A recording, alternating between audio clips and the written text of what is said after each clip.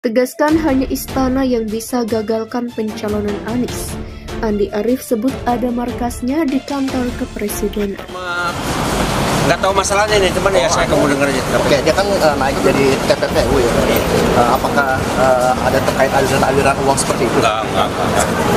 Penyataan ya, Bang. Kan katanya duit korupsinya si AGM ini di kasus yang baru mengajukan sudah Partai Demokrat Kaltim ya. Bukan, kalau saya baca keterangannya itu mengalir ke kepentingan dia.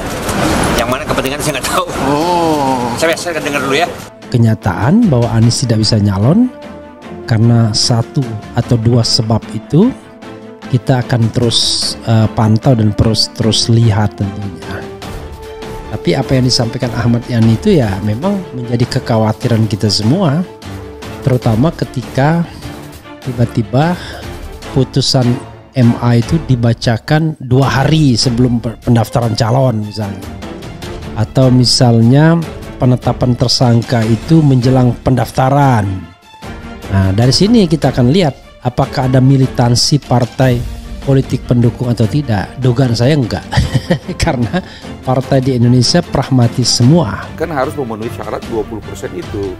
Dan kalau dengan demikian maka menyatukan ini perlu ada proses. Satu aja cabut selesai bubar koalisi. Nah, karena itu kita mesti bikin solid ini, tiga ini menjadi satu kekuatan, satu barisan.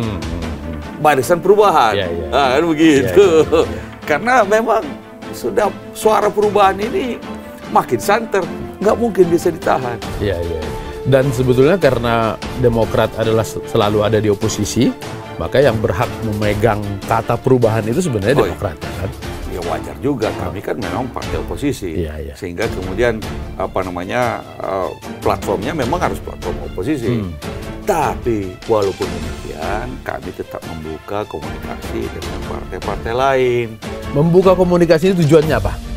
Kan bisa saja kemudian pertama kita bekerja sama ke depan. Ke depan. Bukan bekerja sama kami mau cabut ke sana asal kamu kasih. Enggak. Kalau untuk Pilpres 2004 memang kalau tiga calonnya ada kemungkinan atau hampir boleh dikata akan ada putaran kedua. Ketua Bapilu Partai Demokrat Andi Arief menyinggung perihal potensi gagalnya bakal calon presiden dari Koalisi Perubahan untuk Persatuan atau KPP Anies Baswedan berlayar. Menurutnya, pihak yang sangat berpotensi menggagalkan pencalonan Anies adalah orang yang tinggal di kantor kepresidenan. Rupanya orang yang dimaksud oleh Andi Arief adalah Kepala Staf Kepresidenan atau KSP Muldoko yang mengajukan peninjauan kembali atau PK kepada Mahkamah Agung atas kepengurusan Partai Demokrat. Menurutnya, pihak yang sangat berpotensi menggagalkan pencalonan Anies adalah orang yang tinggal di kantor kepresidenan. Kenapa? Karena dari sanalah KSP Muldoko menjadikannya markas pengambil alihan Partai Demokrat sampai hari ini. Sombong Andi Arief. Sementara itu, tim kuasa hukum Muldoko Saiful Huda menyebut kubu Denny Indrayana dan Susilo Bambang Yudhoyono telah menyebarkan fitnah soal putusan terkait PK Muldoko. Pernyataan itu untuk merespon Denny Indrayana yang mengatakan bahwa PK Muldoko terkait kepengurusan Partai Demokrat akan ditukar guling dengan kasus korupsi mafia hukum yang sedang berproses di KPK. Huda menilai terlepas dari kebenaran informasi tersebut, apa yang dilakukan Denny adalah tindakan pidana pembocoran rahasia negara. Apapun keadaannya, fakta telah berbicara bahwa SBY dan DI telah melakukan tindak pidana berupa pembocoran rahasia negara yang menjurus pada fitnah dan pencemaran nama baik yang sangat keji, ujar Huda. Ketum Partai Demokrat Agus Harimurti Yudhoyono bereaksi menanggapi cuitan Denny Indrayana yang menyebut Anies Baswedan segera jadi tersangka. AHY menginginkan pemilu 2024 berjalan secara demokratis tanpa ada politisasi, apalagi kriminalisasi. Tidak boleh ada politisasi terhadap siapapun, apalagi kriminalisasi, kata AHY. AHY ingin demokrasi berkeadilan, membuka ruang yang sama untuk seluruh warga negara, baik hak untuk memilih maupun dipilih. AHY menginginkan pemilu 2024 berjalan secara demokratis tanpa ada politisasi apalagi kriminalisasi.